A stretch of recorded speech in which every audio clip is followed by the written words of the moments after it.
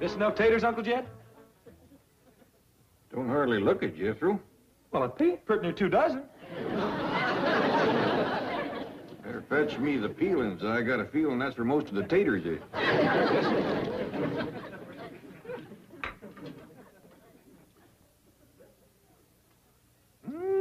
Doggies. How's it taste, Uncle Jed? Pitiful. Maybe them peelings will help. Dump them in.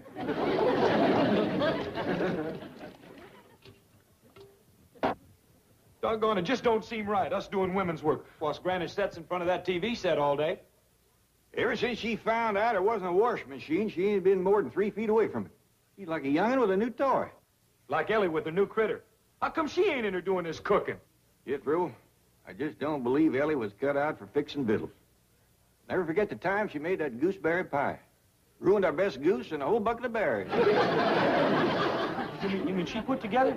She did, and it was a mess, I'll tell you. I got her and Skipper out looking for stuff to put in this here. Pa, Skipper found some onions. Onions? Hey, they ought to go dandy in here. Go on, Skipper, give them to Pa. Thank you, Skipper. These here Beverly Hills onions ain't got a lot of bite to them.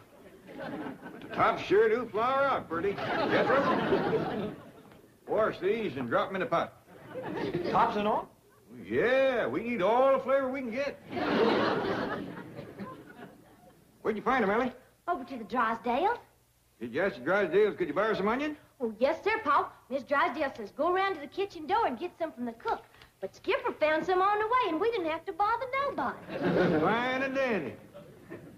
Well, drop them in the pot, Jethro. Don't just stand there sniffing them. Would you like some more? There's a whole big patch of them. A few more might help, Ellie. That stew ain't got too much going for it. Come on, Skipper. Let's go pull up some more onions. How's it going, boy?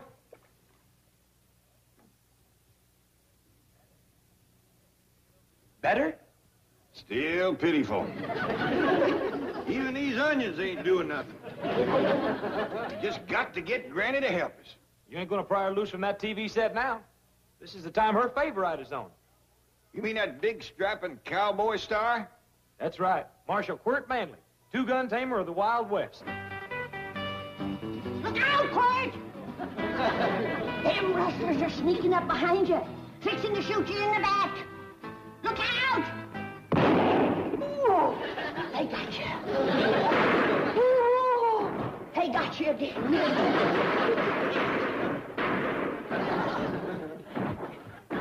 Oh, you're done for now, Quirt.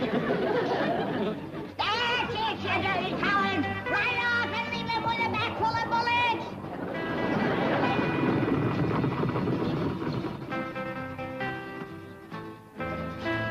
Attaboy, Quirt, after him! Get him! Catch him, Quirt! I can tell you where they's headed, Quirt. To town to hide in the saloon. Granny. It won't do you no good to hide in that saloon, you dirty yellow cowards. Quirt will find you. He'll get you. Granny? Shh. Yonder comes Quirt, riding like the wind. That's it. That's where they are. Go get 'em. It won't do you no good to hide in that saloon. I told Quirt where to look. Say your prayers, yellow bellies. I'm coming in. Is he going to tackle that whole saloon full of bad men all by himself? You betcha. Quirt Manley don't need no help. Even with 30 or 40 bullets in him, he's more than a match for him. He's lighting into him.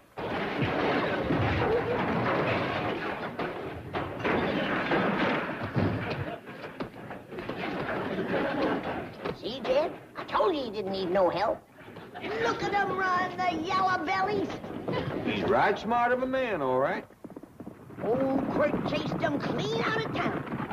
Next time, I won't go so easy on you. Yes, sir, Granny. He sure is a rip-snorting fighter, old Quirt. Oh, look yonder. Now he's fixing to wrestle his horse. No, Jed. After a fight, he always hugs old Silver Trigger. And then he rides off into the sunset. See? Here they go.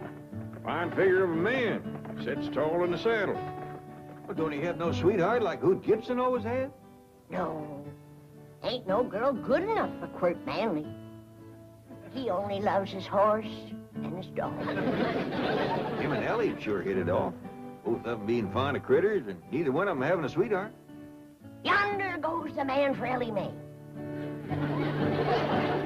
If he can tame the whole Wild West, I reckon he can tame one wild girl. Leastwise, he'd have a fighting chance. Whereabouts would a fella go to find old Quirt? Off into the sunset, I reckon. That's where they always go. Mighty big place to commence looking. Sorry, Skipper, but you must not uproot Mrs. Drysdale's prize, Bulbocodium vernum. That's the botanical term for daffodil. Now, if you're a good boy, if you're a good boy, Jane has a reward for you. A genuine Quirt Manley cowboy outfit. Bet you like it.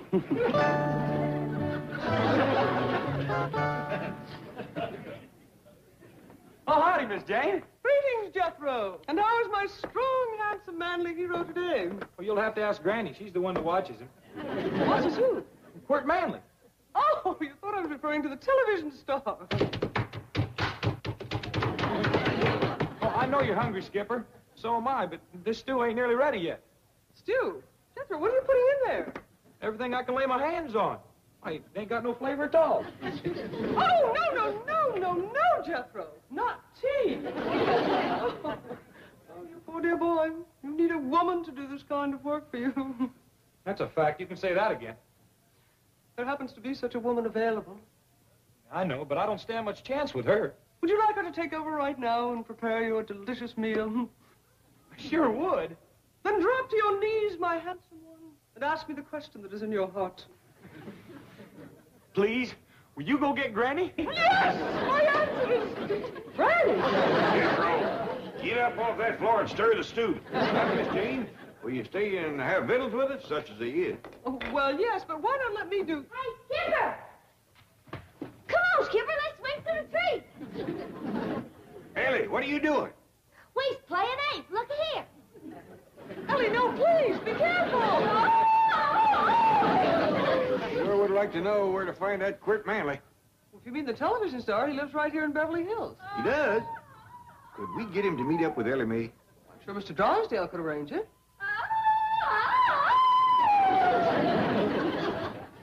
I sure wish he'd hurry. That little monkey's liable to get himself hurt.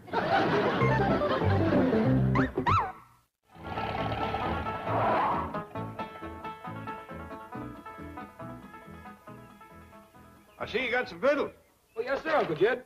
Told the fella down at the store about Granny watching TV all day instead of cooking. So he sold me these TV victuals, all packaged up and ready to eat. Well, that's fine. Now, when Quirt Manley gets here, we got something else to offer him besides that pitiful stew. Is Quirt Manley coming here? That's right. Now, I want you to get the truck around back so when he rides up here, his horse won't shy at it. Yes, sir. And see your guns clean good. We'll ask him to give us some shooting lessons. But we know how to shoot. Not like that, rascal. Granny says he can drop 7, 8 rustlers with one shot. That ain't all. He's got a couple 6-shooters that shoot all day without reloading. Well, I can't wait to meet that rascal.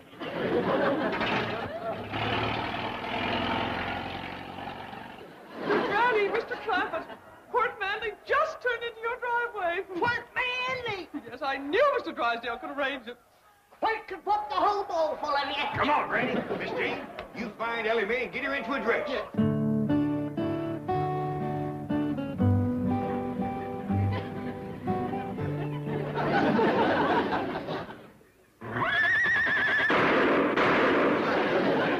That's Quirt, all right. I'd no silver triggers in any place.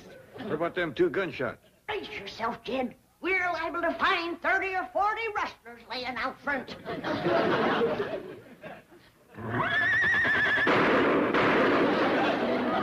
Don't shoot, Quirt. We ain't rustlers. We's friends, Miss Manley. That we is. How come you ain't riding Silver Trigger? Did them dirty rustlers get him? We'll have to find him, but I ain't no Quirt Manley. Jed, there's only one man like him. Why, he's the biggest, the bravest, the fightingest, the strongest, the hard-ridingest, and the straight-shootingest man alive. Are you people putting me on? Who said that? Somebody back here? Is that you spoke, Mr. Manley? Oh, yeah. Well, sure it was. I got a sore throat. Sometimes the voice just sneaks out that way. Come on in, Quirt. I'll doctor you. Ain't got the time, ma'am. Ain't got the time. Still, I'll autograph a couple of pictures for you before I go.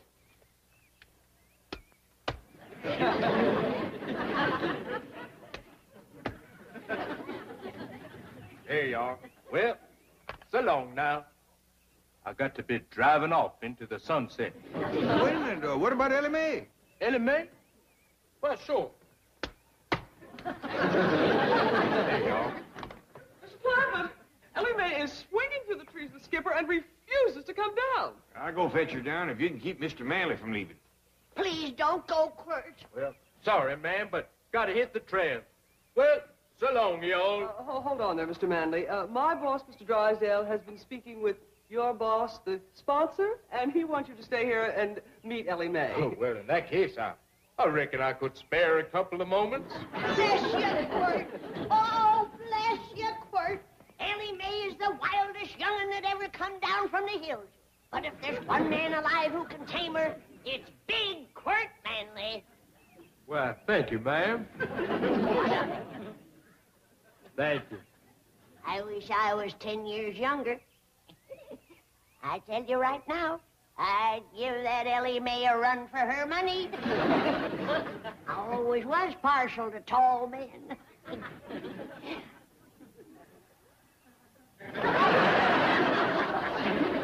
Come on. You and me are going to have to jug together. Oh, I know you don't drink, but it won't hurt you to fall off the wagon just once. Ellie Mae, I don't want no more arguments from you. You get up them back stairs and change into a dress.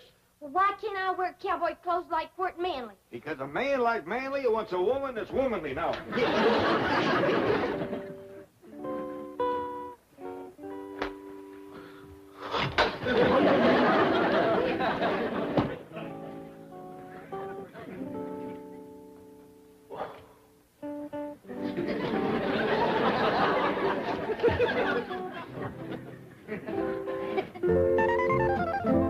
Lovely, Ellie Mae.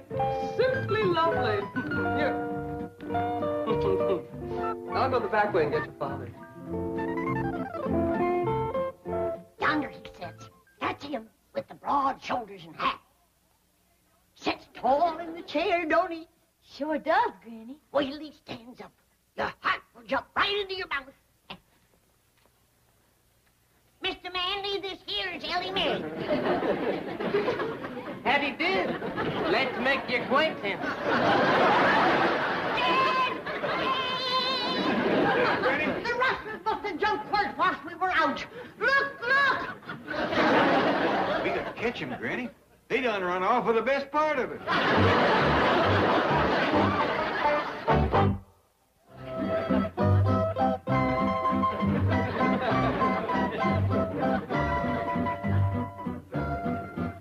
Gee, that's the first time I've ever seen a swimming chicken. Shucks, that's nothing. I got a cat that swims, too. And a rooster that plays dead, a dog that climbs trees, and a turkey that shakes hands. My goodness, I just love animals like these. That is, the little ones. Big animals like horses kind of scare me. But you ride like the wind on TV. Oh, that's not me, Ellie Mae. That's my double. He does my riding, shooting, fighting, falling off cliffs and things like that. I have another double who does the deep voice for me. I call him my double-double. What do you do, Mr. Manley? Oh, please, Ellie Mae. Call me Henry. That's my real name, you see. I'm only on the show because my father's the sponsor. They just use me for close-ups. They say I have a sincere face. Got a nice face. I like it. Oh, thank you, Ellie Mae. I like your face, too. And now that I come to think of it, I like the rest of you. Did you notice that rhymed? Yeah. Well, that's what I really like to do. Make up poems for girls like you. Well, there goes another one right there. They just pop out of me at times. Would you like me to make up a poem about a raccoon? I sure would, and Elmer would, too. Very well. I like the raccoon because he is so filled with goodness and generosity. Well, look how he gives us his skin for use on our garments and other apparel. In addition, raccoons act natural and don't put on airs, as do skunks and old turnips. You're up, Granny. Someone here to see you. Well, I don't want to see him. He reminds me of Burt Manley. Oh, he's a heap more of a man. Handles a gun a heap better, too. He's the one that ought to be on TV.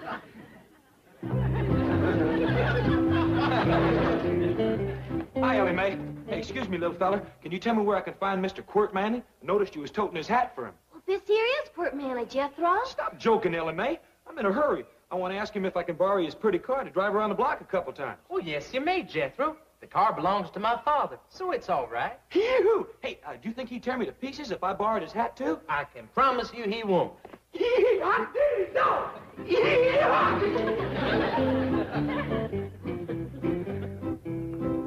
Mr. Manley, can I have a word with you, please? I know what you're going to say, Mr. Clampett, and I don't blame you for wanting to shoot me. Oh, ain't nothing like that at all. I just want to talk to you about Granny. Guess I must have been a terrible disappointment to her.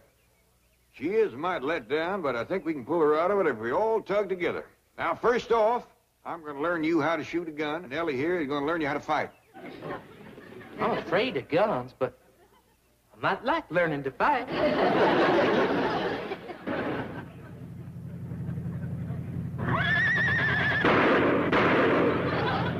Ma'am, you hadn't ought to jumped in the car like that, especially with me going pretty near 30 miles an hour. I'd do anything to sit next to Quirt Manley. But my name ain't Quirt Manley. Don't think you can fool me. I've seen you on television. And I've dreamed of the day when I could get close enough to throw my arms around you and kiss you. My darling Quirt. But honest, ma'am, my name is... Your name is what? My name is Kurt Manley.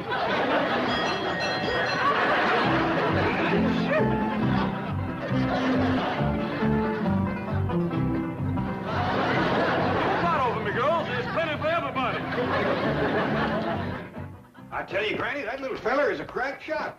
He can stand on our front porch and light a match clean out by the front gate with a 6-shooter. I don't believe it. Come on out. He'll show you. Jed tells me you're pretty good with them 6-shooters. Granny, he's a blue-tailed marvel. He's gonna whip out them guns and bam, bam, bam, light them 3 matches stuck in the ground down there this side of the wall. I believe it when I see it. All right? Where are you going? Oh, I can't bear to watch him. He puts me plumb to shame. Well, come in shooting.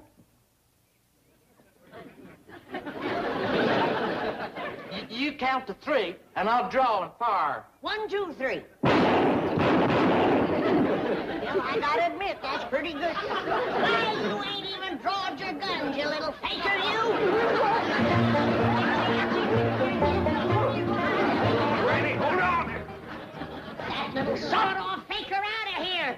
But Ellie's right fond of him. You see, Granny, some heroes is fighters and some heroes is lovers, and I reckon that little cowboy is a lover. Oh, gosh. I'm gonna get my shotgun and blast the inside out of that lying TV set, and if he ain't gone by then, he's next. Granny, wait.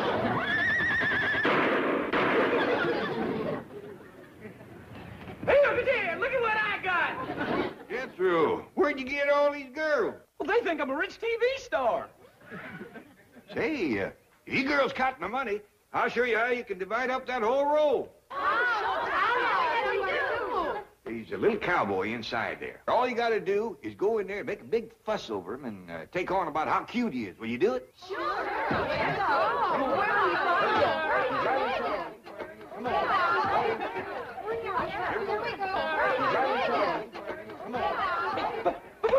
Them girls was mine. You'll get him back, Jethro, as soon as they show Granny what a ladies' man little Quirt is.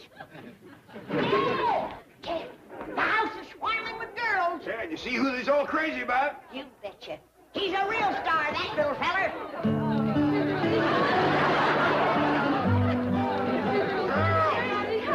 You got the wrong little cowboy. Now, Granny, don't shoot the TV set. I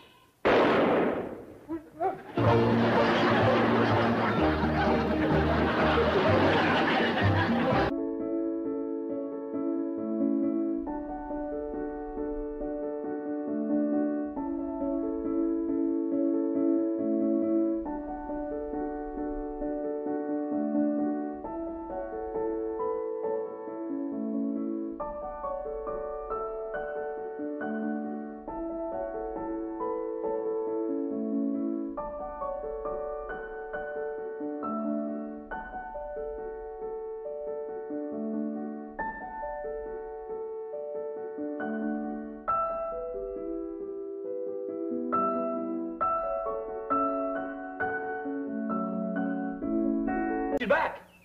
Okay? Well, we'll do it again. Go on, boy. Get it. Fetch it to him. Fetch it. Fetch it. All right, I'll show you. Just once more now. You watch.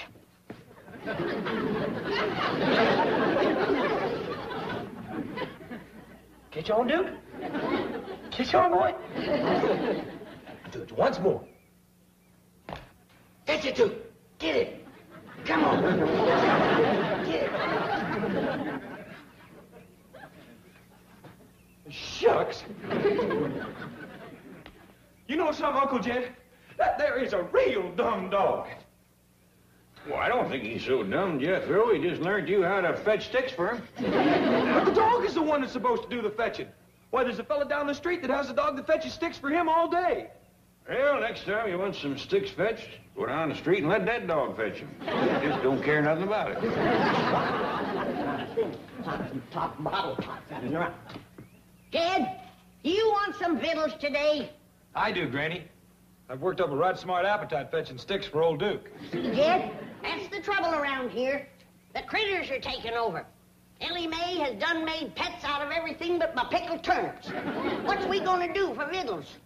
Hey, I remember something Mr. Drysdale told us when we first moved in here. What's that? He said anytime Granny didn't feel like cooking, there was some folks that'd fetch food over to us. Here in Beverly Hills? Yes, ma'am. All you gotta do is call them on the telephone and tell them what you want. Well, doggies. That's mighty neighborly. You recall her name, Jethro? Let's see. Cater. We call her first name? It's a woman. Beverly. Beverly a caterer? Must be a widow woman. They's the best cook, Jed. They have more time. Well, let's call up the widow and see what she's got cooking today. Now, just a minute, Jed. I want it made clear that I'm going to do something for her in return. Oh, naturally. We don't take charity.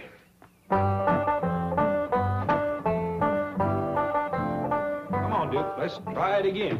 Oh, howdy, Miss Operator. This here is Jed Clampett. Well, I'm wanting to call a widow caterer.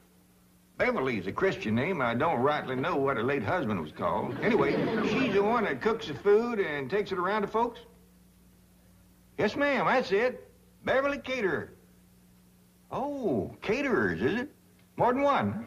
Looks like the widow's got some young'uns to help her. That's good, Jed. Most times they leave home, just when you...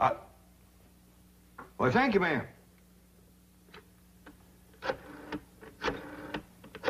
What was that you're saying, Granny? I was saying that most times the young'uns leave home, just about the time that you're... Well, howdy to you, Miss Beverly Caterer. This here is Jed Clampett. Sounds like a right friendly woman. Howdy, Beverly, this here's Granny. I'm a widow myself. And I was just saying to Jed, it's nice when the young'uns stay home to help you. So many times they leave, just when you need 'em most. I'll let you women folks talk about the victuals, but first I just want to say if you ever need a fence mended or a well dug or any heavy work at all, you just call on Jethro and me. Now, here's Granny. Beverly, what you got on the back of the stove this morning? I don't want to put you to no extra trouble. Huh? Well, me, I'm partial to baked possum, but we'll take jowls or fatback or sow belly. Any kind of meat will pleasure us considerable. What's that? Bunch of nuts. Well, you can send them along. I'll tell you right now, the critters will get the bulk of them. Now tell me something we can do for you, honey. Do what?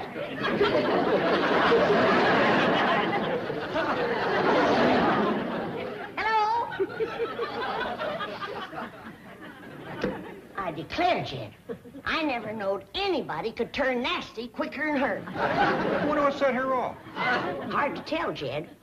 A generous woman like her probably gets took advantage of a lot. And tired to boot, I reckon. Uncle Jed, I can't learn this dumb old dog to fetch his stick. Well, Duke ain't a bunch of wasted time chasing a piece of wood. He's a hunting dog. Well, can I take him hunting then? I'd like to see him chase something. Praise be. That's an idea that might put some fresh meat on our table. All right, boy. It makes more sense than fetching a stick, especially the Duke. You want to come along, Granny? No, I better stay here and guard my kitchen. Okay. Come on, Duke. Let's get the guns. Guard your kitchen against who, Granny? Against Ellie's critters, that's who. They's beginning to take over. Why, I can't hardly...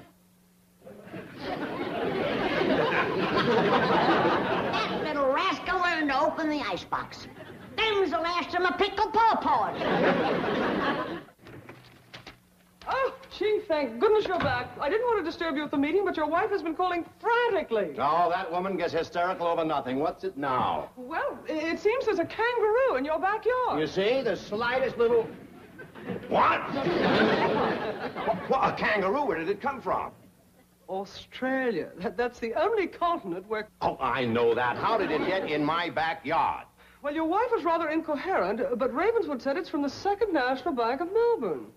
Second National Bank. Oh, that's where Gene Sandbloom was transferred to from... That explains his Christmas card. May I share the humor of the situation, Chief? Well, I sent him an alligator wallet, so he said he was going to send me a kangaroo pouch. Kangaroo pouch. On the hoof, as it were. Mr. Sandbloom does have a sense of humor. Yes, we'll have the zoo pick it up. I'll call Margaret. Mr. Drysdale's office? Oh, Ravenswood. Uh-huh. Mm-hmm. Good, I'll tell Mr. Drysdale. Oh, and don't worry about the kangaroo. The zoo will take care of it. Right. Cheerio. Ravenswood has your wife under sedation, and she's resting comfortably. Oh, good.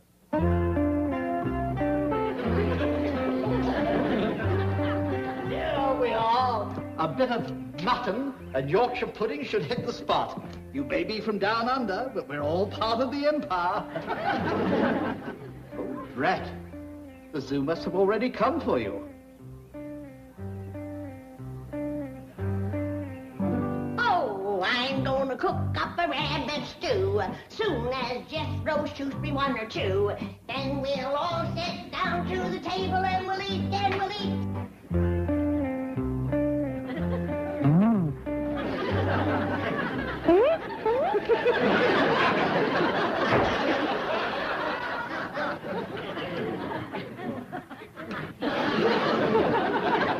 How you going, Granny? Kid, did Jethro leave to go hunting yet? Yep. Well, he needn't have bothered. There's a jackrabbit out back that high.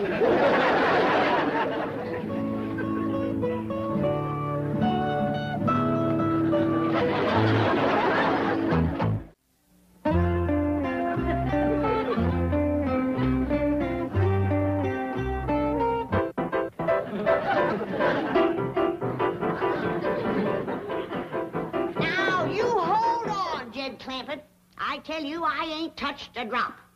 And there is a giant jackrabbit out in our backyard, and it is this high. Granny, you and me has seen some good-sized jacks in our day, but not 5 foot tall. Kid, there's a lot of things we never seen back home that we are seeing out here. And that's one of them. A piano playing, icebox opener, paw Filford ape. All right, Granny. I'll go take a look at your jackrabbit.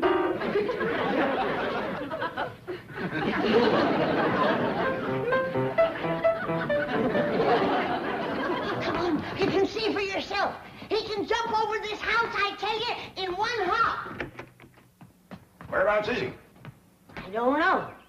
But sure as I live and breathe, he was sitting right there, 5 foot tall and looking me in the eye. 5 foot tall setting, was he? Yes, he was. Where did that jackrabbit go?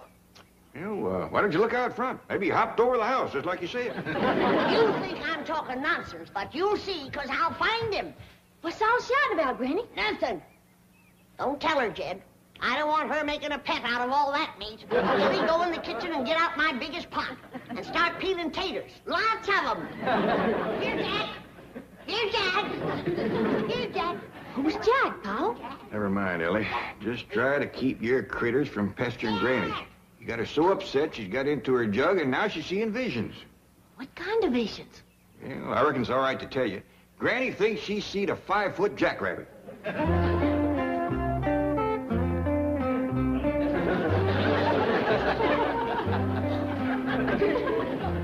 Howdy, Mr. Jackrabbit. The weather's turned off real nice, ain't it? There's some mighty fine clover out there on the lawn if you want to fatten up. I mean, if you're hungry. Don't you go away. There's somebody I want you to meet. I'll be right back. Jed, come a running. I found him. Come quick.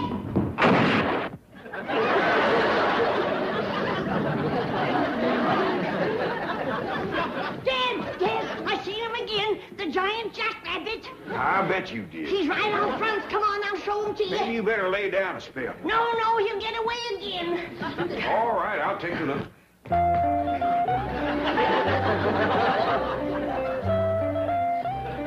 You see him, Jed? I lost my glasses. But he must be out there somewhere. Well, yeah, I see him. Is he out on the lawn eating clover? Great big old pink jackrabbit. Pink! Now, don't get upset. There's other colors, too. There's a blue one. There's a green one. Here comes one with purple polka dots. I wish I could see him. What's that you say, Mr. Jackrabbit? All right, I'll tell her. He says he thinks you ought to go in and lay down. Yeah, I think I better had Jed. Howdy, Miss Jane. Jethro! And you've got a wonderful surprise. But why do you look so worried, noble beast? Because I can't find no good hunting place, that's what. And Granny gave the strict orders to bring home some meat. Oh, Jethro, food should never be a problem to people of your means. There are markets, supermarkets, caterers. Uncle Jed called that there Beverly caterer. He got mean-mouthed something awful. Mean-mouthed? Yeah. He says she's the nastiest tempered woman that ever answered a telephone. Well, Mr. Drysdale shall hear this. The bank has a substantial interest in Beverly Caterers. You wait here. Hello, Beverly Caterers. One moment, please. Hello. Have you spoken to a Mr. Jed Clampett today? What? Now, just a minute, young lady. What is your name? What do you mean, put and tame? Now, you put Mr. Tinsman on the phone and tell him it's Milburn Drysdale calling. Well, the nastiest tempered young woman I ever spoke to.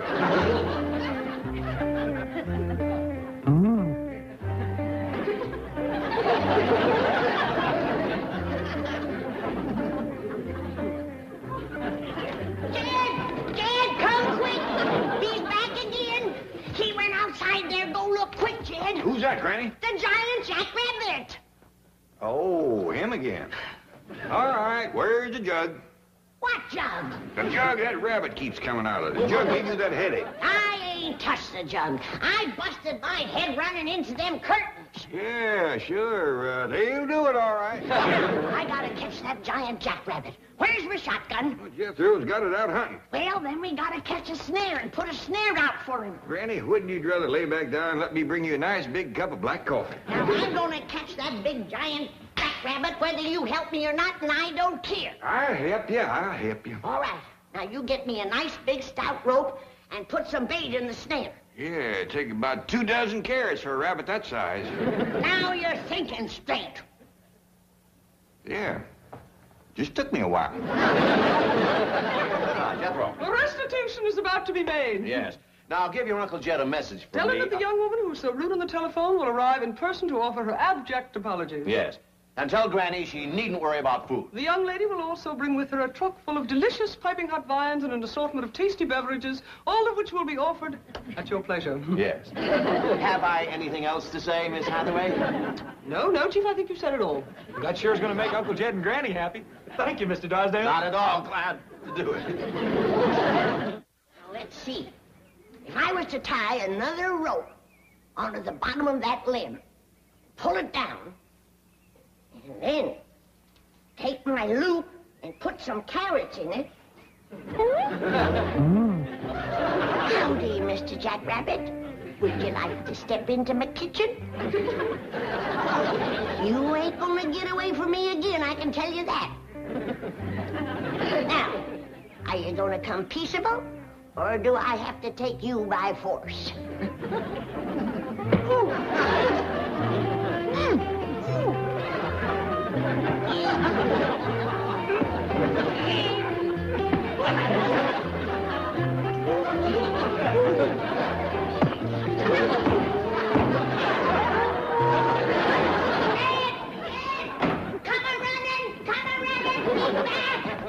Quieten down, Granny. What's the matter now? The giant jackrabbit. I had him cornered, but he fist-fought me. Fist fought you? Yes, he did. Now you go outside and belt him upside the jaw.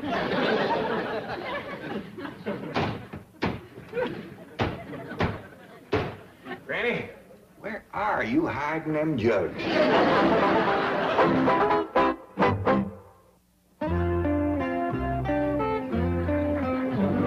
Oh, I'm gonna cook up a rabbit stew, and one giant rabbit will more than do. Hey, Granny, you don't have to do no cooking. Like I said, that there Beverly Caterers is going to bring over a whole truckload of viands and beverages. I ain't depending on nobody with a temper as bad as hers. Besides, I don't need her viands. For the next couple of weeks, we're gonna be eating high on the rabbit. Well, where'd you get all the rabbits? One rabbit, Jethro. One rabbit? He must be a whopper. Remember those big mountain jacks we used to see back home? Yeah? I seen me a jackrabbit that could put a pair of them in his pocket. In his pocket? Sure. He stands 5 feet tall and he has a pocket right. You don't believe me, do you? Oh, yes, I do, Granny. No, you don't. Oh, Granny, I sure I do. No, you don't. All right, I don't believe you. How dare you call me a liar?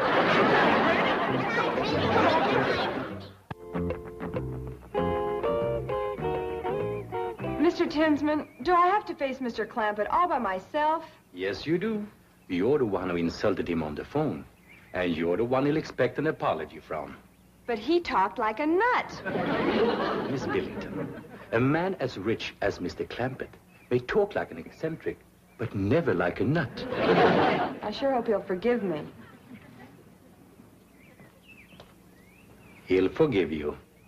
If he's anywhere between 15 and 95, he'll forgive you. I'll take the food round to the kitchen.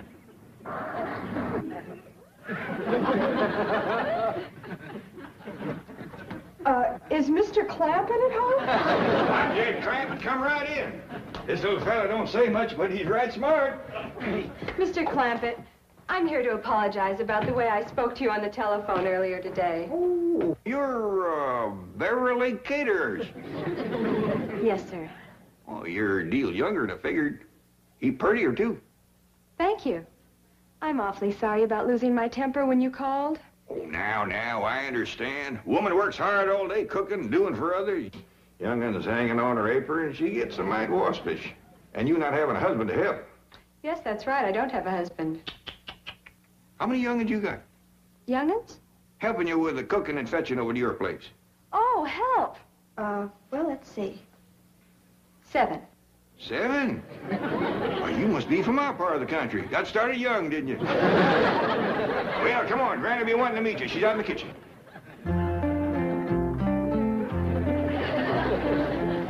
I got you, you big overgrown rascal. Now you're coming into the house to show you to Jed. And then you're going into the stew. That's where you're going.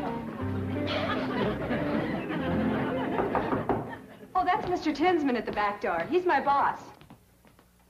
Come in, come in. I'm Jed Clampett. A real pleasure, Mr. Clampett. I'm Bill Tinsman. I hope everything has been straightened out, and the Beverly Caterers will always be welcome in your home. Why, you bet you're lying. This is a mighty fine young woman. She says you're her boss. That is right. I own Beverly Caterers. What dickens you say? Can you do that out here? Why, of course. Mr. Drysdale holds a small mortgage, but as soon as that's paid off, She's all mine. Now, that don't take the ham off the hog. Now, Jed, you can see I ain't been at no jug. Now, these folks is Beverly Caters and Bill Tinsman. These are the ones that does all the cooking. I hope we can cook for you, Granny. You can commence with this one. I caught him, now you can cook him.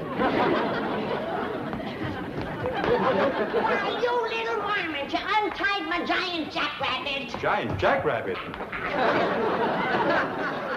Yes, my giant jackrabbit. That's what I wanted you to cook for me. He stands about 5 foot tall, has brown eyes, and a pocket right here. Now, don't you go away. I'll go get him for you. Right. We'll be back directly. You all go in the parlor and let the little fella play piano for you.